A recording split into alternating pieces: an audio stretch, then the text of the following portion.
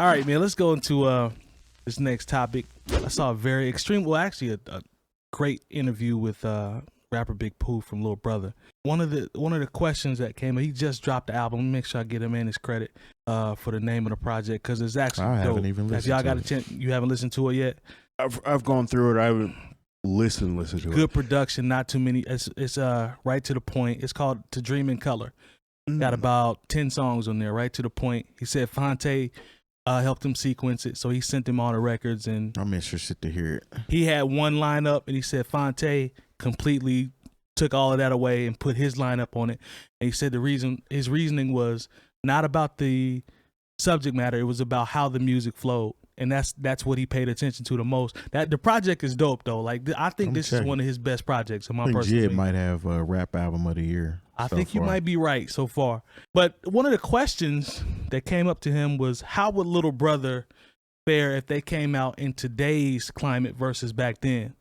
And you could see it on his face. He started talking about how when they came out, it allowed them to cut through in a way that made people curious about them, like they were discovered on the internet. So the OK player, loan the walls and all the old school chat rooms.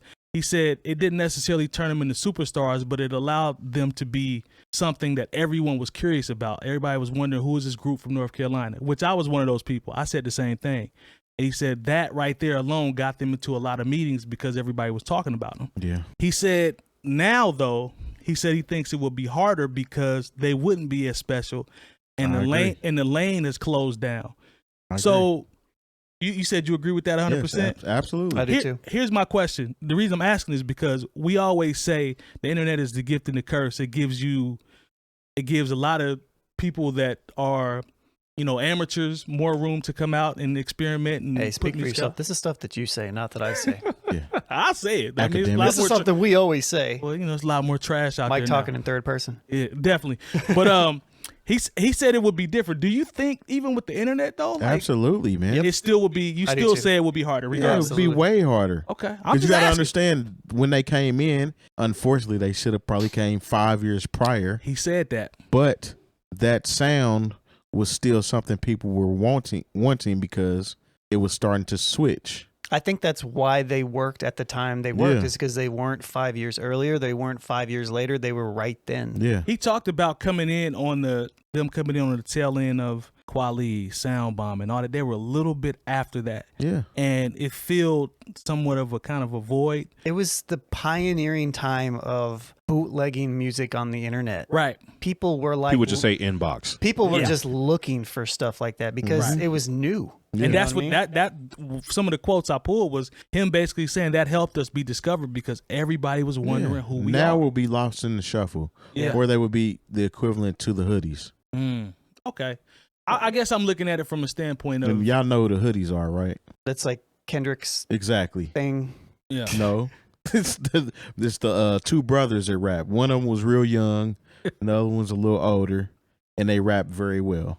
Oh, those guys. Yeah, those guys. The kids in the car? Yeah, well, one of them wasn't a kid. Well, hold on. I'm thinking about there's like an older guy in the car and a younger kid. And you talking about something else. You talking about something else. But see, exactly. You can't remember who they are. But if I showed you who you'd be like, oh, I know who you're talking about.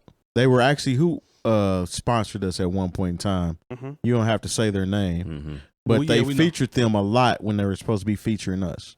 Oh. Now you know what I'm talking about? There you go. Yeah, it's kind of like that group where they're really good, but unfortunately the timing and where they fall. Timing's so important. People aren't really invested in it like that. Like Lil Brother was late, but they were right on time. If that makes any sense.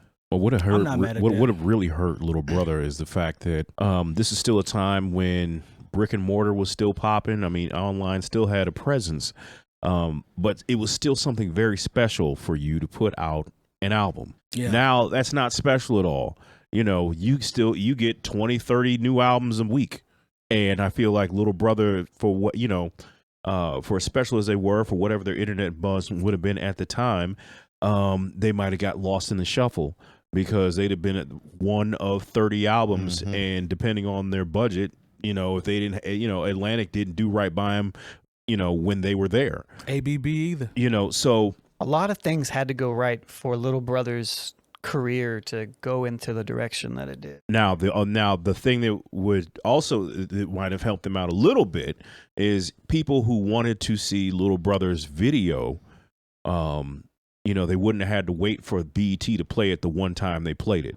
You know, they'd have been able to watch it whenever. You know, if it had been out now, just like when I wanted this, I heard that Premiere had a video with Rhapsody and Remy Ma.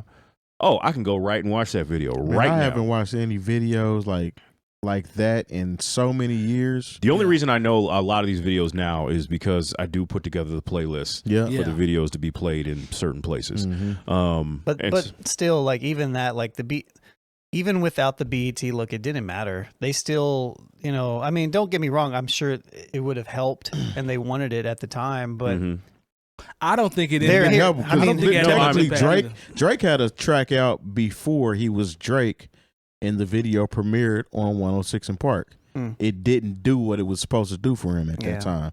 They kind of played the video one time. He went away, had to go back and regroup. Look, Drake's it's wild because this is something that also kind of throws me off is the curation of hip hop videos. Yeah, you know, to where. You know, for Best I Ever Had, Drake's, that's kind of what you could call his breakthrough single. Yeah. And Kanye West directed the video. And you know what? That's not on his Vivo. Yeah, can't. It's weird. But going back to Little Brother, you know, but at the same time, maybe they have a third and fourth video in this day and age as opposed to just the one, because now you can, as long as don't matter. You got an iPhone, but if you have a following, you know, like these are the things that are, the whole game is different because they were still trying to sell CDs and put out 12-inch singles and go to radio and talk to DJs.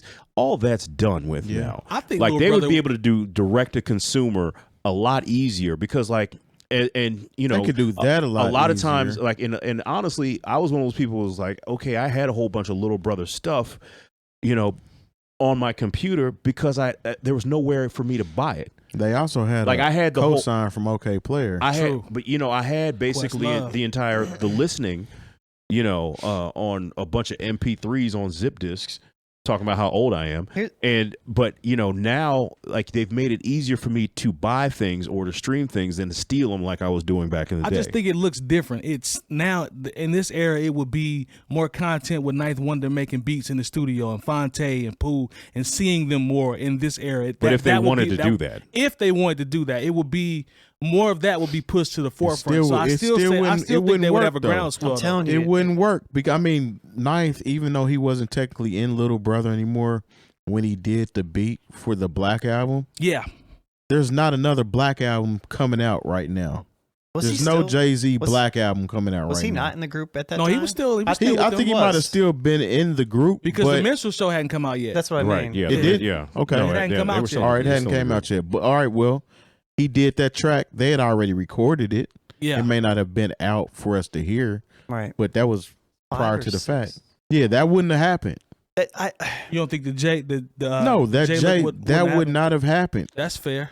And that was, I think when we talk about Little Brother, and obviously Pooh knows better than anybody on this, right? But the things that make Little Brother so great even today is their story. It's like how they got to this point. You know, it's like we all know how Little Brother got to this point. I agree. You know, it's like we know Ninth's story of making beats in the dorm room or whatever, and then, you know, getting the call from Young Guru or whoever called him, and he goes and plays beats for Jay, which turns into Destiny's Child, which turns into Erykah Badu, you know, all that other stuff, right? Yeah. And then we, you know, then there's the foreign exchange stuff with Fonte, you know, like linking with Nicolay and their career. Yeah, they you know didn't what even I mean? meet until the album was out. Yeah, so it's like their entire storied career, like where they are right now, is because of them just being kind of in the perfect timing. And even though it didn't work out great, like, don't get me wrong, everybody at this table would probably love if Little Brother was super, you know, popular, mainstream, and was, you know, whatever. But it didn't matter. It wasn't the case. It didn't matter. Yeah, it didn't matter. And it happened when it was supposed to happen. It did. It really did. Because now, look, and maybe I have a different perspective of this just because of how many like super dope artists that I've seen come through the years that people just don't pay attention to because there's just not enough push or there's not enough attention span for everything. Little Brother would struggle like anybody else right now. Yeah. I mean, and they're super. Just think about that though. Look, you know what I mean? Think about how talented they are. Look, if you're not Drake, you're struggling. I'll put that on anybody out there. If you're not Drake, I don't care how many songs like you hear in the club. When you look at the numbers, oh no, Moneybagg Yo seems to be doing pretty well. but you know what? Lil Baby, they're doing, they're doing good. But NBA YoungBoy, but when you see what Drake is doing, it pales in comparison. Like people are eating. There's levels. They of know success. who they are. But there's as far as they getting that tour money, I think people are doing pretty damn good. Too. If they're in a position to even be able to perform on the same stage as Drake, or in the same Drake is area like and be in the same pockets, he's the anomaly. I think he's good money. They're good money. But Drake, Drake, we've had this conversation we talk about all the time. They're Young Money. I see what you did there. But Drake is a hybrid. He's a pop star to me.